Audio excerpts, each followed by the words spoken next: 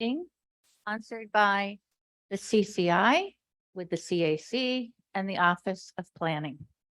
My name is Andrea Lerner Thompson. I'd like to personally welcome each of you to our room tonight.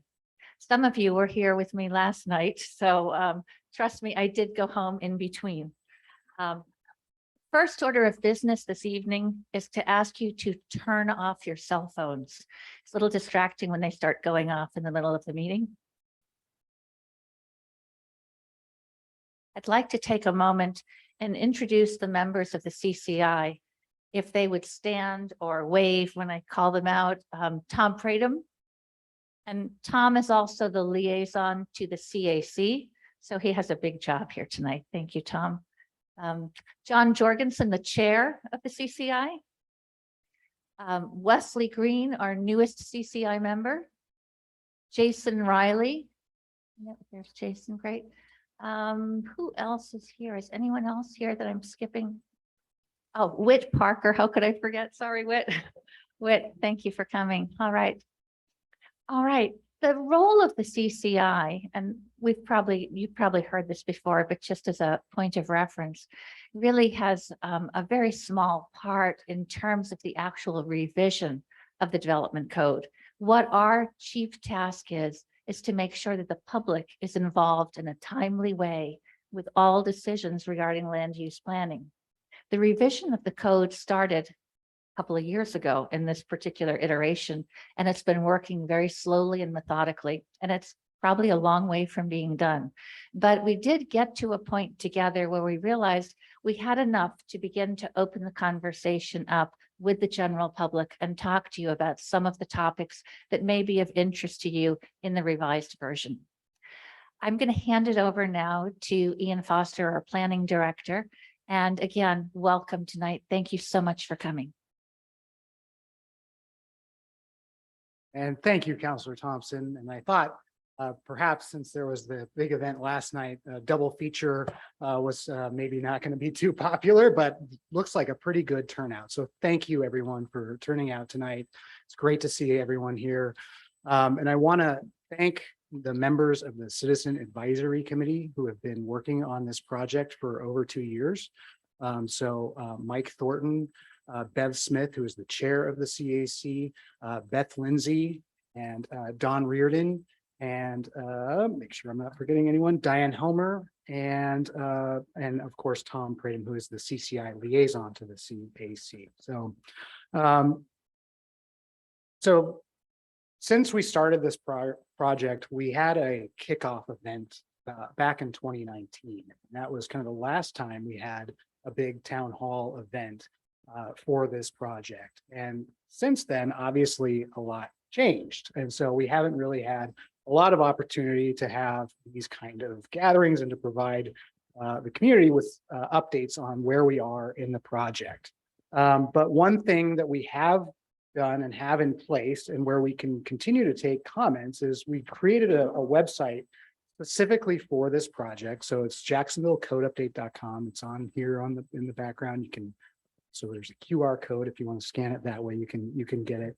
But there are, sometimes the content may not be refreshed very frequently, but there's always times an opportunity for you to submit comments. So if you hear anything tonight, I would encourage you can either submit comments to us in writing here. You can also access a place on that website and you can write comments and give us feedback on this project through that site. You can also email the planning department, planning@jacksonville.us. And so just as some background as well, there's going to be more opportunities for feedback on this process. So this is kind of the first one in a series of events. So procedurally, the CAC meets every 2 weeks, and we've been going over the draft development code, which started as Councilor Thompson mentioned a couple of years ago in its current iteration. That was it was a result of a kind of a stopping of a process in 2017. So since then, the CAC has been carefully considering a lot of the testimony and integrating changes to the draft development code that we had before, but I'll kind of get more into the background as we move on with this presentation, but I'm just going to give you some basic background information. But once the CAC wraps up with their work, we will post any language revisions that we have for the development code onto this website. We'll also have additional town hall meetings to present that language in its full capacity to the public to get more input on it at that time. Because right now, we're still very much in the drafting phase. So it's not really ready for public view, but we wanted to kind of go over some of the key points. And we have a preview for you tonight, but it's not going to be the full draft of the development code just yet. So that's kind of just some back. So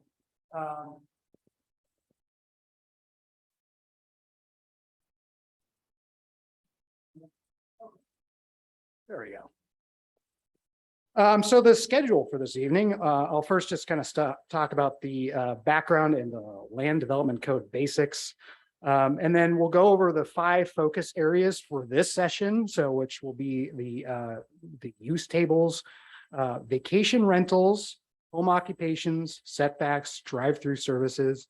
And then I'll go over the next meeting topics and then go into feedback and Q&A, and we will wrap this up by 7 p.m.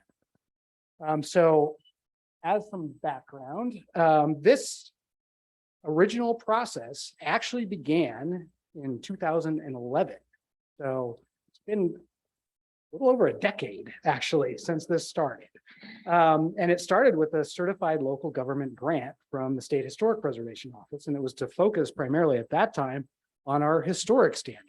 And it's because there was some intent to kind of clean up that one section of the code. And then the scope expanded, and from there the city formed a citizen advisory committee to kind of do a holistic revision of the whole development code. And then in 2017, the Planning Commission received a recommendation from the citizen advisory committee, but there wasn't a lot of public involvement through any of that process. And we quickly realized that, and we stopped the process. So in 2017, the process was stopped. And then we formed in 2019, the city council formed a new citizen advisory committee to kind of restart the process. So that's kind of where we are as far as the standing of how the new current citizen advisory committee came to be. As some basic information about what we call the JLDC, which is the Jacksonville Land Development Code, or Jacksonville Unified Development Code. This is just to kind of give you a broad overview of what this stuff covers. At a basic level, it's the zoning standards for the city. So the zoning is basically establishes what is permitted in specific mapped areas within the city of Jacksonville. So in your residential zones, it establishes that you can have a single family dwelling in that residential zone. And then from there, it creates the development standards that you can do to develop that single family dwelling. So it provides the specific design aesthetics and things like that you would apply to it. It also provides permitted uses in the historic core zone and the general commercial zones. It also provides the standards for dividing property. So if you were wanting to do property line adjustment or a partition or a subdivision, it provides those standards as well. It also provides our historic protections. So anything that happens to a historic structure or anything adjacent to a historic structure, these guidelines are intended to protect and to make sure that we continue to protect our historic status in the city of Jacksonville. So the standards kind of encompass all of those features. So it's any new development, it's current development. So if you wanted to do an addition to your house, you'd follow these standards. If you wanted to divide your property, you'd follow these standards. So that's kind of a general overview of what the development code covers. And so the current version of our development code was kind of created and then added on to over the years. So there's a lot of discrepancy in them and a lot of areas that needed to be clarified. And it was just everything was kind of tacked on to what was supposed to be the historic standards of that code. So the intent of this is to clean it up and to get to a clear and objective or clearer standards that are intuitive and easy for the residents of Jacksonville to determine what is permitted or not, and to determine kind of the design standards that are required in a given zone. So that's kind of the idea of the why and the how this all works. So as far as the code, the structure of this draft development code, it's broken up into 6 chapters. So it's got the introduction, general provisions, which is just kind of the basic information. It then has the zoning regulations, which has kind of the template of what's permitted where. And so we'll go over that in more detail a little bit further on, but it has a table of everything that's permitted in every zoning district in the city of Jacksonville. So again, if you're in the historic core, you can see exactly the types of uses that are permitted in that zone through this table. So again, it's a little bit different than what we had before, but it's a little bit more intuitive than it was in the previous version. So it kind of really spells out how it all will flow and what's permitted in what zone. And the CAC currently spend a lot of time in those use tables. So I'll go over that a little bit later though. And then in chapter 3, you have the community design standards, which are the specific standards for the types of design or the what can basically the aesthetic applications for certain developments within the city of Jackson. So, if you are developing a residential structure, it determines like the type of materials you can use, the type of windows you can use, what kind of additional features are required to apply to the dwelling and things like that. So it applies all of those standards. It also has things like your maximum fence height or, standards for your setbacks for a swimming pool and things like that. So that's all kind of encompassed in the community design standards. And then chapter 4 are the general review procedures, which basically provide the pathway that a resident or an applicant can go to the city and say, I want to build a pool in my backyard. Well, this is the procedure you would follow in order to do that. It depends on where you are in town, depends on the zoning district you are in. So that chapter kind of establishes those procedures and what hearings body you may see, whether it's an administrative action through just the planning department, or whether you visit the HARC or the planning commission. So that chapter kind of establishes those standards. And then, of course, chapter 5 are the historic standards. And those are, it's now a standalone chapter. So the CAC felt it was very important to have historic standards as its own chapter. So it's not kind of mixed in with the whole development code. It is its own thing. And you can follow those very clearly within the new draft development code. And then chapter 6 are the definitions, which, that kind of speaks for itself, but definitions are a very important part of the development code, because as soon as there's something that may not be clear, that's the first place people look at what are in the definition section. So that is actually a very critical piece and something that we're working very hard to get. So as far as the current status, where we are right now with the CAC, we're in the general review. We're in the general review procedures. So they've done their one look through and done a lot of modifications up until this point. And now they're looking at this chapter 4 section. So they still have a ways to go, and they're early in the chapter 4 section. So it's kind of, it's a slow process for sure. And I appreciate all of the hard work that the CAC has put in up to date to go through all of this language. So, now I think what we'll do is kind of get into the 5 focus areas. So to start, we're going to begin with the use tables and kind of just to give you all an idea of the structure of the draft development code. So the first focus area was basically, James, if you could pull up the Word document that I have, is basically the use table and structure. So again, this is basically a new table that the CAC worked through, which establishes the permitted uses in every zone within the city. And the previous version of this was all kind of blended into one long list. And this current CAC wanted to break it up and make it clearer. So if you were in a residential zone, you just look for either residential zone and you can see what's permitted in that zone. So if a homeowner wants to just look there, they can easily find it and not have to wade through all of these industrial zone categories and things that are kind of broadly put in there, but don't generally apply in most situations. So they wanted to really make it as intuitive as possible, and the current CAC spent a lot of time on it.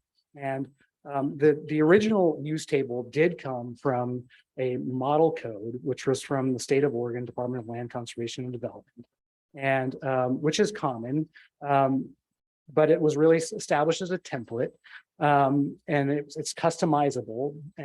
But we thought that it could be better, and the CAC thought that it could be better. So we spent a lot of time just making this, trying to clear it up. So, I won't.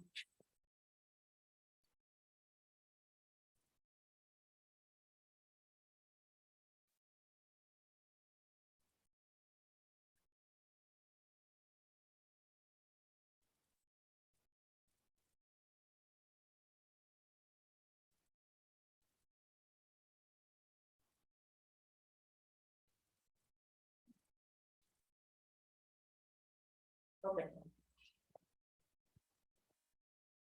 Hopefully my mouse will work in this. Once it's not. Yes.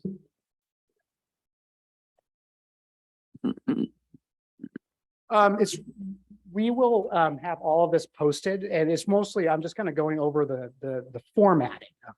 So, but it will be posted on our website. So, but yeah, I think I can expand it.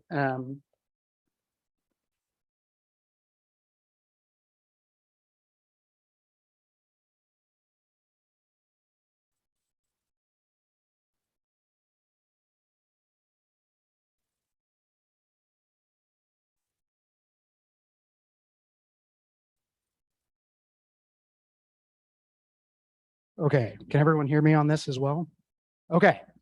So again, this is kind of just for the purposes of showing the format, and this still has work.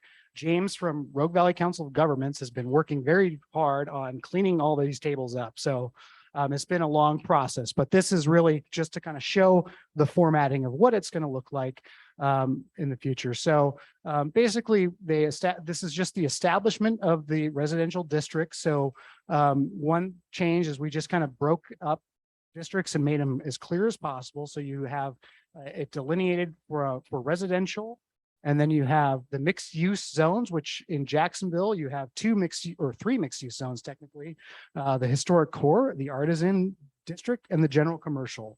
And then we have parks and open space. So the first thing was just to kind of categorize these into three separate sections. And then of course, what I wanted to get to is just kind of the how we organize it, and it's still kind of in the works of getting it worked through. But we basically established. Now I got to reduce it a little bit.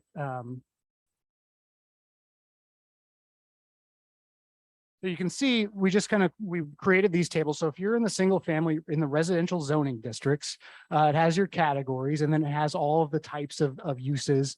And then, these will all be hyperlinked. So if you're looking at a web-based thing, you could click these and it'll take you directly to the design standards that would apply.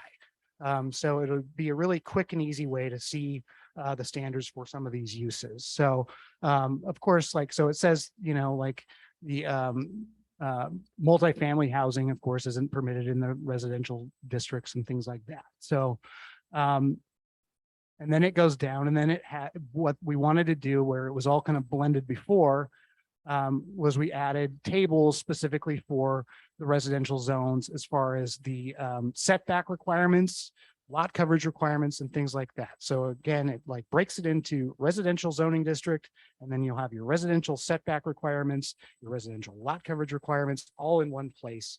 And then you'll go on to, if you're in the general commercial zone and you're doing a commercial development, the same thing. You'll go to that section, and the same thing would reflect on that table. So again, it just kind of has these are the maximum lot density requirements, and then the setback distances and things like that. So again, this is just or to kind of show you how the setup is going to be. It's still kind of in the works, but it will all be available on our website, and we hope very soon. But that was just to kind of illustrate what it's going to look like, and we hope it'll be an easy way for people to kind of access and see what uses are permitted in individual zones. So, okay.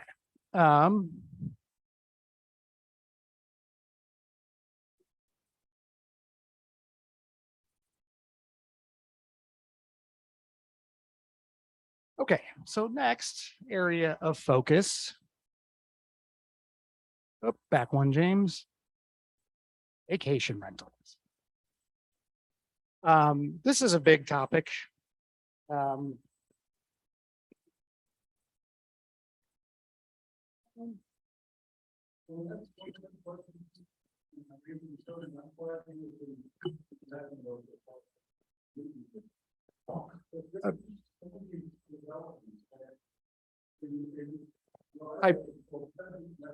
Yeah, I don't want to cut you off, but we're going to take all the questions at the end just to kind of keep this kind of keep it. Okay, yeah, we'll take questions at the end. So yeah, I appreciate, we'll go through that when I finish this up. So thank you very much. Okay, so vacation rentals. So the last time the CAC reviewed this, the previous CAC reviewed this, that was the development code that was kind of put on hold. Jacksonville, it was a very different environment. So they provided a recommendation to have vacation rentals established in pretty much the same way they are currently in the historic core in the general commercial zones, but they also had expanded that to potentially be in residential zones. And I will tell you, when I started working here in 2015, and I would receive in the planning department maybe one call a month, maybe a couple calls a month with an inquiry about a vacation rental and whether they were a permitted use or not. It really wasn't a big thing in 2015. Well, the environment has changed substantially since then. And so since then, we, as this current CAC has looked at the development code, have really been evaluating where is it appropriate to have short-term vacation rentals, and what should we do about the previous CAC's recommendation to allow them in residential zones. And I shouldn't say just blanket allow them in residential zones. It was, if they had a recommendation that they be owner occupied, and they had a specific limit of night stays. The current CAC is recommending kind of going back to what we currently of saying that they're only going to be permitted in the historic core zone and in the general commercial zone, subject to review.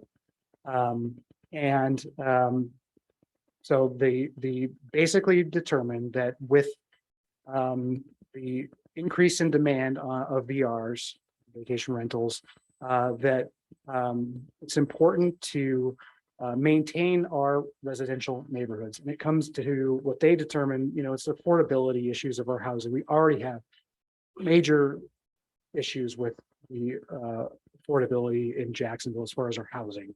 And the last thing we want to do is just to have it opened up just for, purely vacation rental use. So they decided to kind of bring it back just to have it focus on the historic core and general commercial zones. And then from there, I got coincidentally during this discussion, I got a couple of calls about some properties on California Street. And so these were buildings that were in our commercial core, historic buildings. And I got calls inquiring whether the entire buildings could be converted into short-term vacation rentals. And these are what have classically been merchant buildings. And that kind of concerned me, as well, that would be kind of a big problem for the downtown California Street. I think that would be, just a major impact to our merchant corridor. And so with that, the CAC is also recommending, there's not going to be within the first level of ground floor retail spaces on California Street. They're saying no to vacation rentals within that downtown specialized district. Because again, the last thing we want to do is to have what were classically merchant buildings turned into vacation.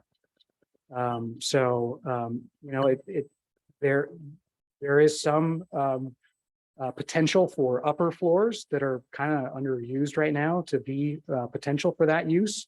So if you have ground floor retail, sure, and then you have an apartment upstairs, there's potential for that, but we don't want our ground floor retail space being used for short-term vacation rentals. So that's kind of where we are with the CAC recommendation so far for short-term vacation rentals.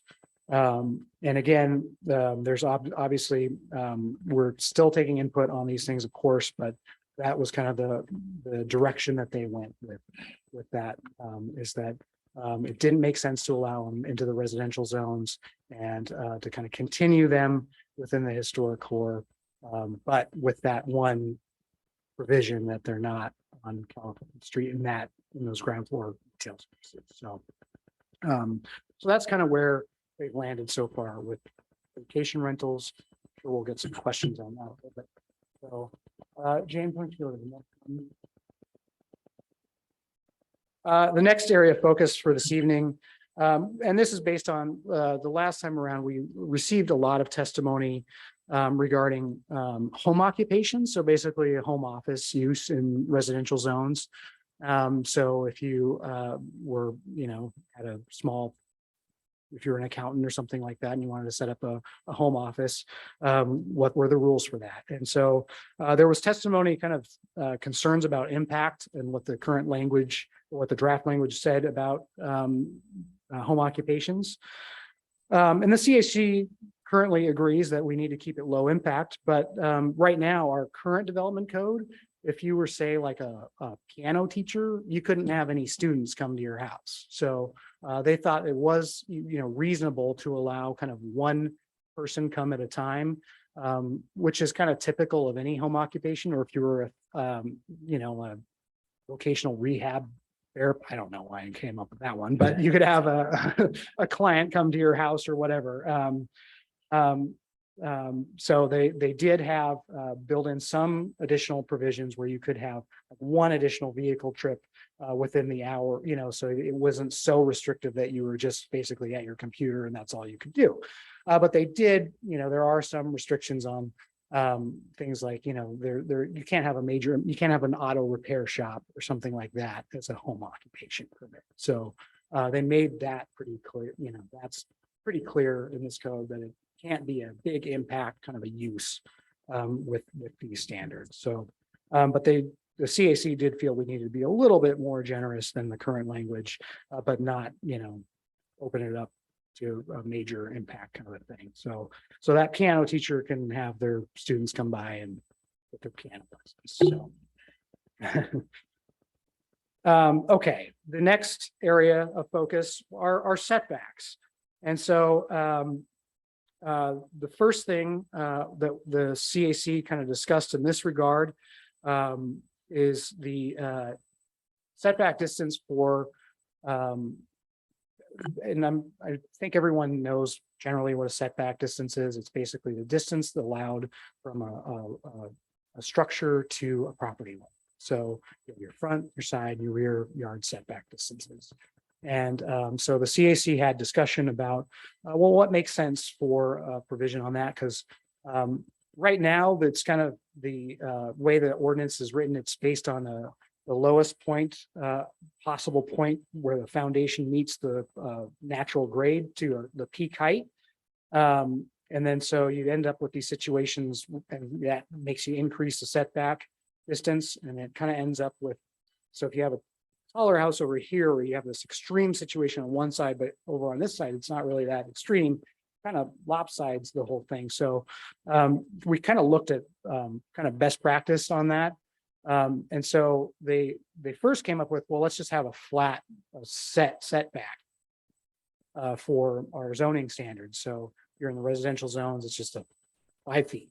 But then there was discussion further about, well, maybe it'd be based on story. So if you're story and a half structure and that's set height, then you jump to 7 feet, or if you're 2-story, you jump to 10 feet setback. So instead of the most extreme kind of situation, it kind of is based on the number of stories your dwelling is, and kind of that's kind of the current best practice, because a lot of times it's very difficult, first of all, to shoot that natural grade, because grades, it's, they not usually natural, first of all. And so to kind of figure out that that determination has kind of been the tricky part. So that's kind of been the recommendation on setbacks. But I will say there's always the concern about the maximum height we have in Jacksonville, which is currently 35 feet. And so the recommendation is still to continue to maintain that, and that is based on whatever that datum is at the low point. So we have very specific standards to maintain a 35-foot maximum height, and that's based on our historic designations and things like that. So we do have that still in place.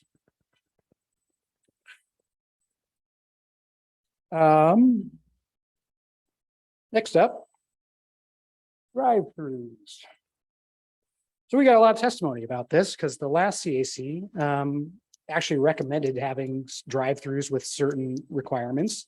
I think if anyone has driven by the In-N-Out burger in Medford, you probably realize that the impact that those can have on a community. And so they did have, I will say, the last CAC recommended a stacking limit. So like a 4-car stacking limit. And I think it was intended kind of for Pony and the other existing and the bank, actually.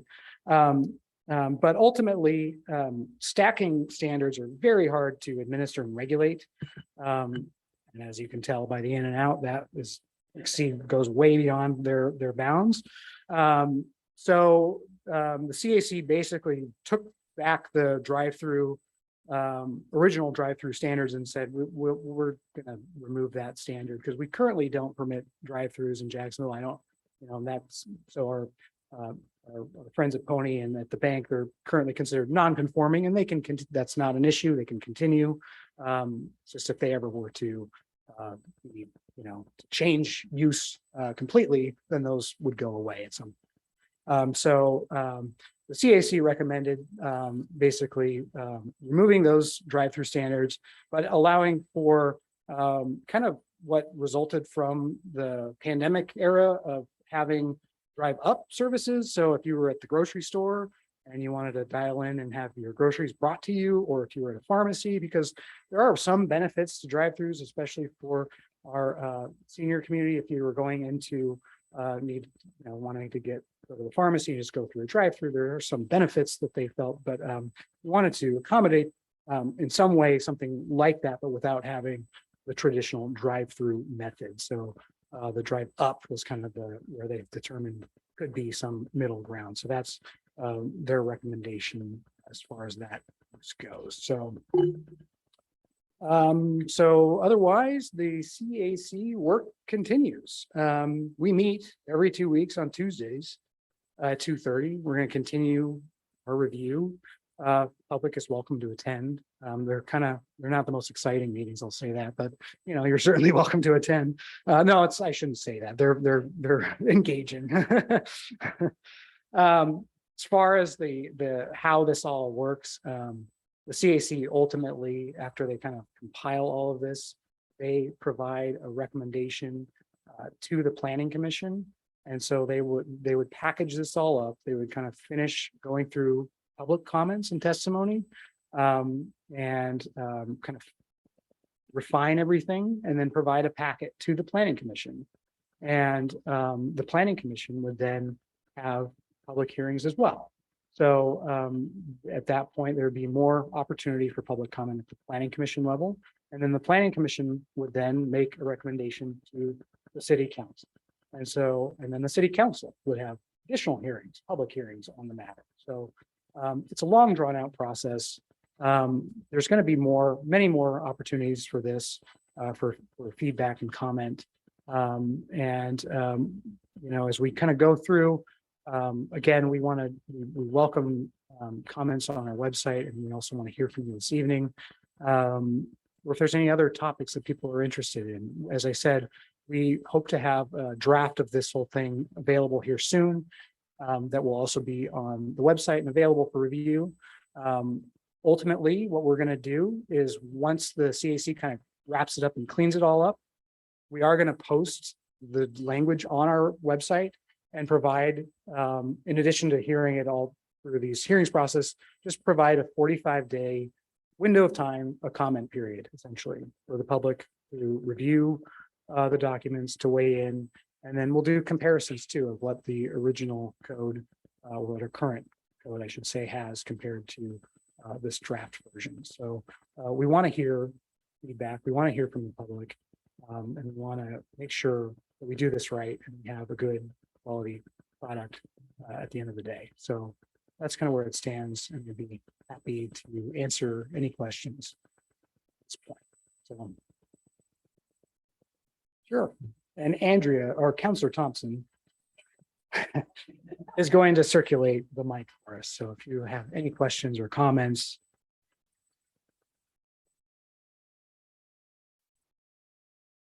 Hi, Ian. Wow, you guys have done a great job. I have a question about the vacation rentals. And are there any standards that will be applied, or any kind of like a conditional use permit type thing where people have to comply in order to be have their facility approved? It would be, yeah, it'd be kind of like what we do now. So through a permitting clearance process. You basically get, they're a little bit, it'd be a little more, more of a review than we have now, because it would kind of have more checks on things. Because right now, the current code didn't really anticipate that type of use at all. So it's always kind of this kind of vague thing that we deal with. And so it would have kind of analysis, it would have more standards. It would have specific parking standards for one, because right now it doesn't have anything spelled out. The historic core, though, is kind of a weird thing as far as the parking goes, but that's a different story. But in the general commercial, they'd be spelled out as far as the parking requirements. And then it'd have kind of more as far as the, making sure that it's mitigating impacts and things like that. So it would be a little bit clearer in, as far as that goes. But, it's still something we're determining the best language for, let's say that. One thing I forgot to mention is that the language under the draft version will, it's going to express, again, our current code didn't really anticipate that type of use. So it expressly prohibits them in the residential zones and lists them as non-permitted. So it's clear to folks too, because that's often, people purchase and they didn't know, and then it's just this kind of messy situation. So it'll be clear. Thanks, Ian. My name is Jerry Penzick. Just a suggestion: if you, in the future, when you have a meeting like this, I think it would be very helpful if you could have a geographical map with the districts shown, so that people at a glance can see when you're referring to a specific area or concern, commercial district versus residential. They can see right away. Saves 1,000 words. And the second point would be, in your opinion, when the CAC goes through the process that you described in the past, when a final product is finally approved by the city council, how much change have you seen from what the CAC recommended to what the city council finally approves? Because it looks like you've got 3 levels of examination and tailoring, and these things, as you very well have provided to us, the devil is in the details. So details can change when we have one level of review, another level of review, and then a third level of review. So I'm really curious to see, because the CAC input is really the base, the people's base, coming forward. And the more specialized it gets as you go up the food chain, things change. So I'm curious what your perspective is. Well, procedurally, what can happen is that the CAC provides that recommendation to the planning commission. The planning commission does have a review process of it, so they can accept it as a whole, or they can modify. So there is that opportunity. But that would be in, and I know it's difficult for the public to keep up on every little detail. But it will be during the meeting process. But if anything of substance like major is modified, then there would be that would be during a hearing process where it's expressly stated and agenda on the agenda about what that modification would be. It would, if it's more of like a formatting thing, then that's not usually required, that kind of just gets kind of fixed in the details. But if it's like, we're going to change to allow duplexes in a residential zone, that's a big change, and that would go through a process. So, yeah. And thanks for your guys' work, and appreciate you guys. I just had one question. So the vacation rentals that are going to be in the historical area and maybe in the commercial area as well, in downtown Jacksonville, some of those businesses may or may not run with business licenses. Is the city looking at any way of monitoring whether an Airbnb in the downtown corridor is just running as an Airbnb with no licensing, or is the city going to look at some of that revision as well? Well,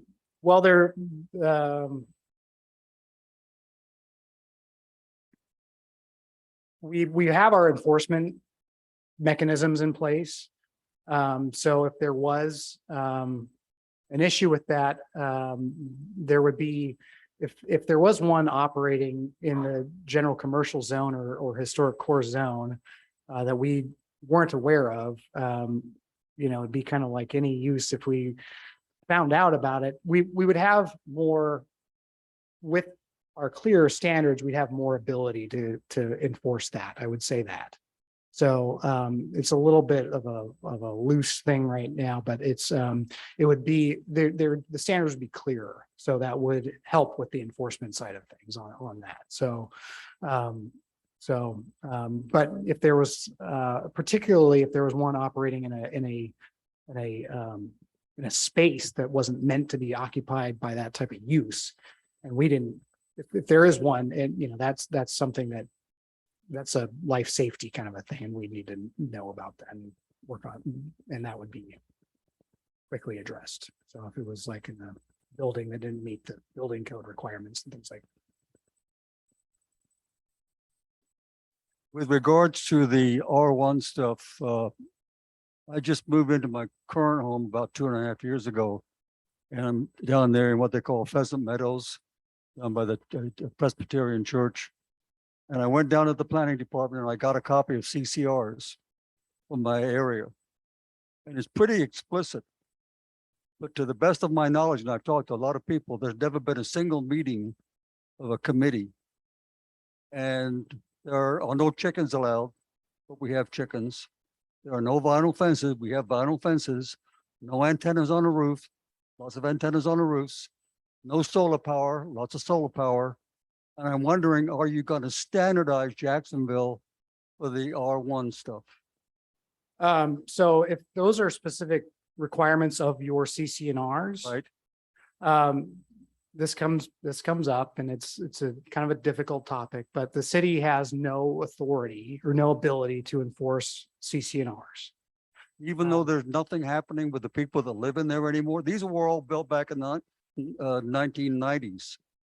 They have had no meetings for years. Yeah, So no one enforces anything. I mean, it's ridiculous. yeah. I mean, And- I tried to comply and I had to have a 5.5 foot fence. Normally in Jacksonville is 5 foot, my backyard. Now it's a 6-inch difference. It's no big deal, but it should be much simpler than this. It would think normally you'd straighten this stuff out during this kind of a process. Yeah, but yeah, so CCNRs are generally standards that are more restrictive than our ordinance or our city development code. And so the city has no legal basis or authority to enforce those CCNRs. No one's So- enforcing those CCRs. I know, so that's, Okay. yeah, that's, Sorry. I know, well, Those questions you shouldn't ask, I guess. CCNRs are tricky situations, I know that. We'll get a mic up. Thanks for having this. Hi, Sandy. I just have a couple questions. Also with the question Airbnb. If somebody-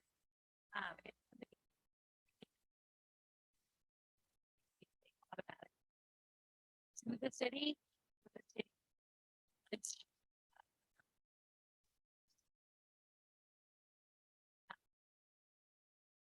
you that this is the draft code will be available soon. What is the notification process for that for the public? And then my second question is, it's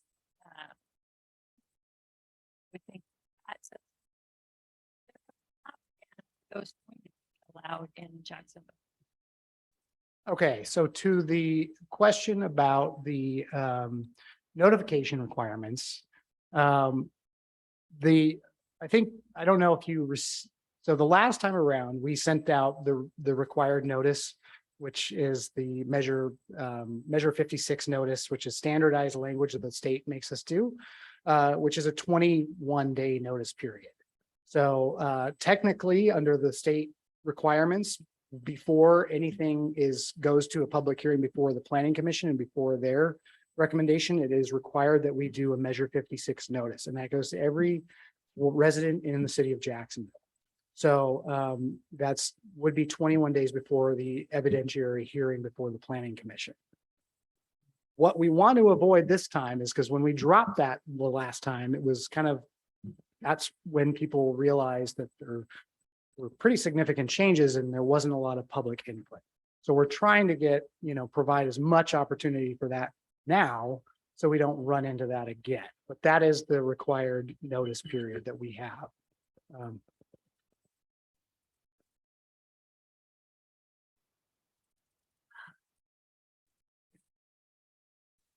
Yeah.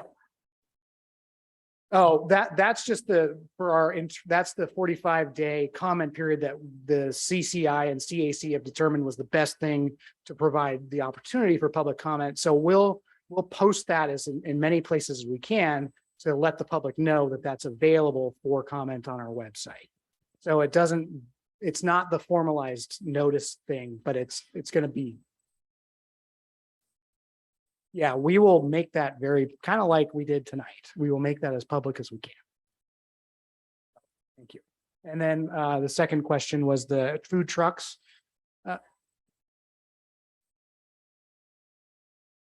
We haven't gotten to that discussion yet.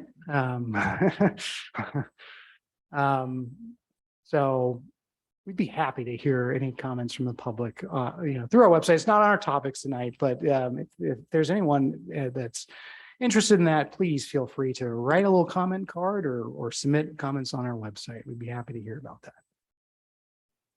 I have a question. First of all, close like that. Okay. Thank you very much, by the way. You're very helpful when coming to your office. Appreciate it. Okay. Have you thought about the big picture? So Jacksonville is trying to expand, and they can't really expand the borders without infill.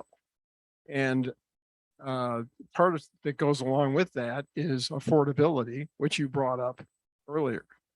Well, Phoenix, Arizona ran into a problem, and they were trying to do the same thing and expand. And they had a community that built lower cost housing, and all the developers came in and bought all the housing, the investors. So then they had this huge community of single family rentals. And it didn't turn out well. So the question is there any kind of discussion going on about the density of single family rentals in a community within Jacksonville? So the multifamily zone that we've been working through, so that's where we allow for our high density for Jacksonville in context. We don't have high density in the same way that places like Medford have high density. But we do have the multifamily zoning district, and the current CAC kept our density requirements or standards consistent with what we have now. So I'd have to check on the details of that, and I can reach out to you, but to get you that what we would permit as far as the density standards. But we are looking at other kind of housing options. One piece that is that, within the PUD zone would be these kind of what are called cluster houses. So they are housing types that are on individual pad lots that have their own yards and things like that. It's not kind of a large scale, but it's to accomplish what is kind of what the middle density housing is, kind of what our need is in Jacksonville. What's the identified need in Jacksonville? So there's not a lot of that, the housing available to, and they say middle, like as in like middle income families. So we are lacking in that. So the cluster housing is an option that provides maybe some opportunity for that type of housing. Again, that has individual pad lots, but it has common yard spaces and things like that. And it's also less impactful as far as, you don't have the major, you don't have the vehicle parking requirements as a standard development does. So there's reductions and things like that, but that would be within the planned unit development zoning districts, is where that would be potentially permitted use. So those are kind of the density levels that we have for Jacksonville, are kind of those medium scale density. So, and then, was there a question in there about expansion?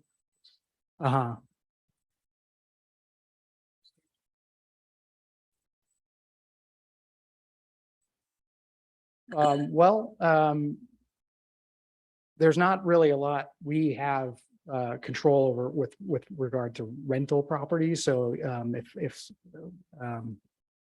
I mean, we have our multifamily zoning districts, and those are intended to be kind of rental property zones.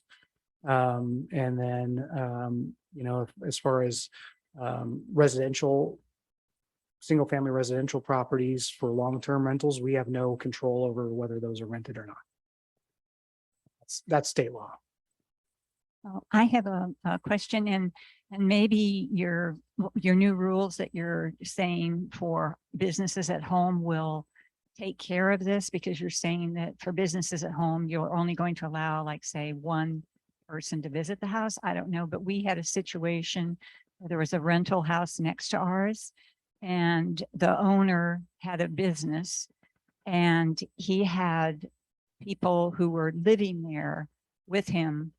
There was up to 5 people living there at a time with different cars. There were 5 or 6 cars there all the time.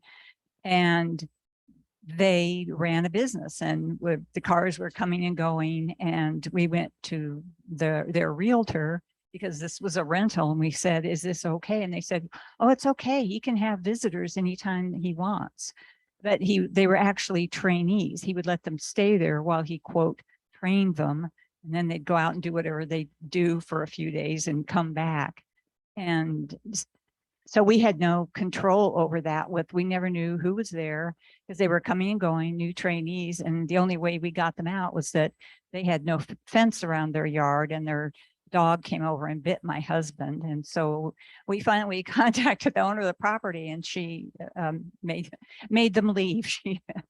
But I mean, we were just told there's nothing you can do. And we didn't, like I said, it was kind of upsetting. We didn't know who was there. They were coming and going. So will the home business take care of that? Or you could only have one person visiting? I mean, these guys were staying there for like a couple, 2 weeks at a time. That gets a little tricky. That scenario is a little tricky, I'll say that. But the home occ is intended to be just like we said, it's kind of a small scale use. It sounds like there was some other situations going on there that would kind of float under the radar of being classified as a home occ kind of a situation. I don't. Oh, yeah. Yeah. Yeah, that's a tricky one, especially if they're kind of claiming them as guests of the house, you know. I don't- Just to pick up on this very, very good comment these folks made. A plan for failure, if you want to see a plan for failure, I drive down West 4th Street, going to Superior Athletic Club 3-4 times a week. And if you look at West 4th Street, that is what failure looks like in this particular instance. Vehicles, commercial vehicles, panel trucks parked on front lawns, multiple vehicles for one residence, as many as 5 vehicles for one resident. So I realize you can't tell somebody who they can have in their house, but proper development of parking restrictions, restrictions on where cars can be parked, the driveway, so, I think that could be achievable, I believe.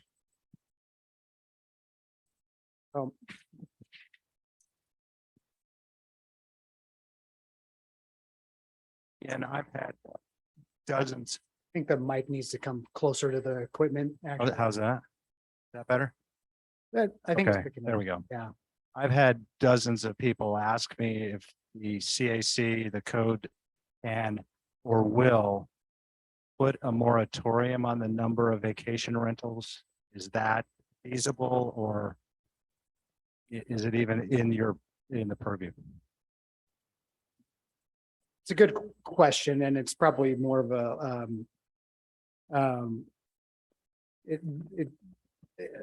that gets a little bit challenging as well, to kind of put a cap on that type of a use like that. I think we can discuss that with our CAC, and I think it's. I don't know necessarily about the legality of that. So I think if it's a permitted use, it's a permitted use, and I don't know about capping a number like that, whether that's really something that's feasible or not, but we can look into it. And I just want to jump in. There are communities, I think, that do have restrictions in place. I know up on the North Coast, a rule was passed for unincorporators of Lincoln County that forbade the addition of any additional short-term rentals. I think it's a really good question. I don't know that we have a good answer, but I think it's something that city really needs to look at, and whether that discussion starts at the CAC level or at one of the other levels, I think it's important that we address it. So I appreciate the question.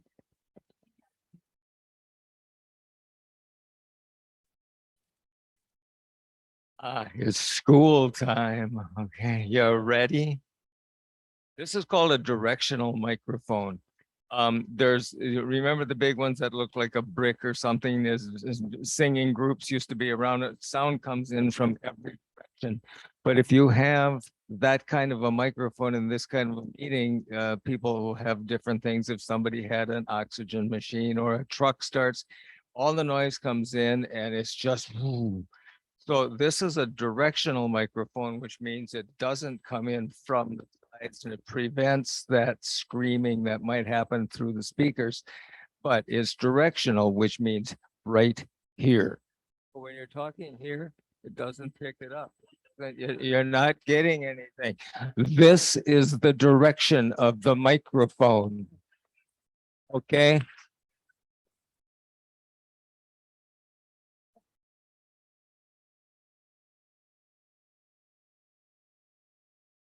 Thank you for the tutorial. I like that.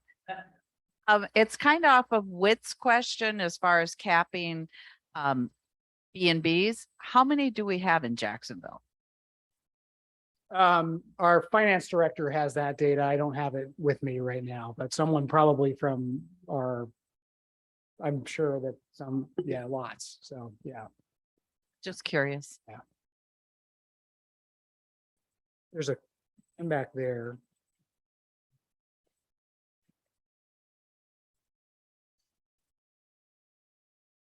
I guess would be the saturation of.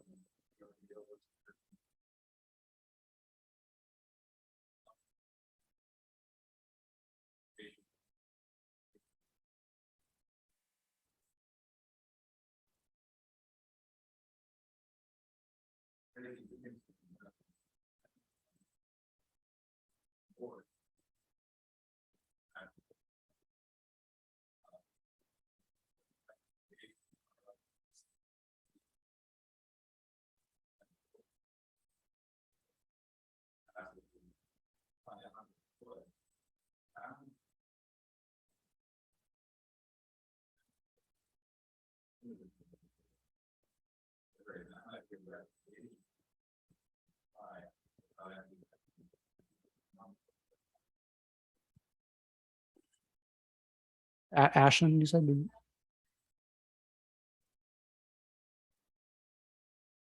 I don't know what. Okay.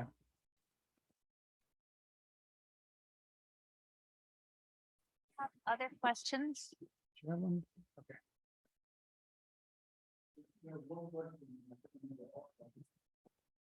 Okay. I've been involved in the past with fire departments and taxes and so forth, and I've talked to the fire folks here, talked to the police here.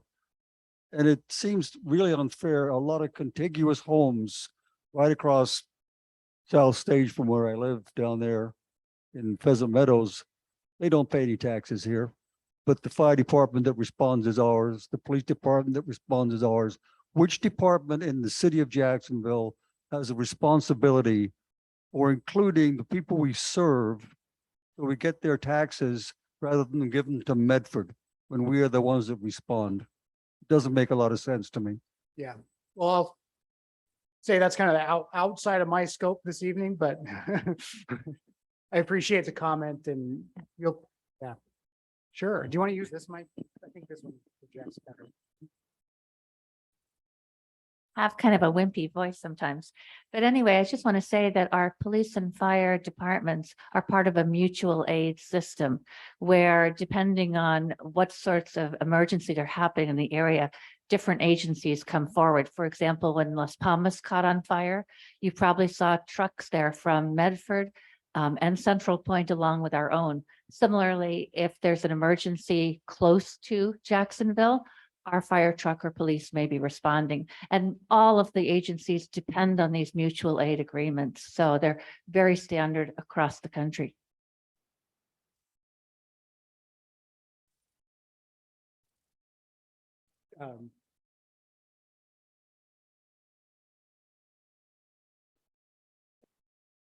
Yeah, I don't know if this is appropriate question, but how do you enforce these codes and from the planning department? I know over the years there's been various issues with that. And it seems to me that you have a heavy lift in your department with very little staff. And to have a code compliancy person that is also doing multiple other jobs, it just, I don't know. Is it something that could be perhaps handed off to the police? And I don't, has this been discussed? Because I know right now it's complaint driven. And in order to file a complaint, you have to basically file a complaint on your neighbor. And that is not a very appealing way of getting things resolved in a small town. So just wondered how that was going to be addressed. Yeah, it's a tricky situation. Right now, it's just our staff in the planning department is pretty minimal these days. So it's just me and Diane in there for the most part. So we did have a code compliance officer, but like a lot of places, we're having staffing challenges. So we don't have that right now, and it is just me. So we do rely on complaints primarily, and then we even have to kind of prioritize those in some way sometimes, because we'll get to them, but it takes us a long time in some circumstances. So but yeah, right now it is, but we do contact the police or fire depending on the situation. If we determine that there's can be handled through them more efficiently than us, because our process is kind of slow. It's we draft a letter and then we're going to go through that way. But so we've been kind of reaching out to our other departments for assistance in that recently. So Ian, I have a question. I can make this work. Can you talk a little bit about testimony? I know you said that we're going to be collecting testimony throughout this process at all the levels, but will that testimony be available and assembled, and so people in the town can read it and see what their neighbors have added to the discussion? So we will be adding anything like that to on like a growing packet of information. So it will be put on our development code website. And actually what we'll have available when this kind of progresses and we have drafts available too. Technically, the original testimony is part of the packet as well. So we will have all of that information in there as well. So yes, it will be available at some point on the website. And so people can kind of track. And then, as I said, during the open comment period, we haven't designed that yet, whether it's just submitting comments and it comes into an email to us, or whether people will be able to see it on the document itself. We're still working.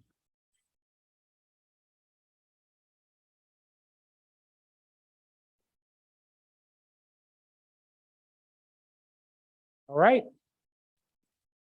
Well, thank you, everyone. Yeah.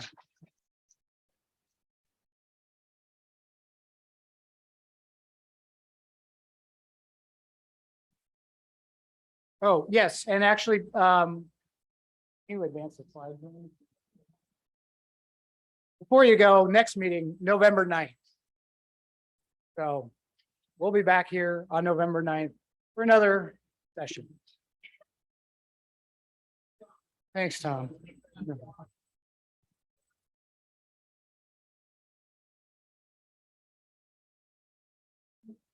Hey, I'm doing well. How are you?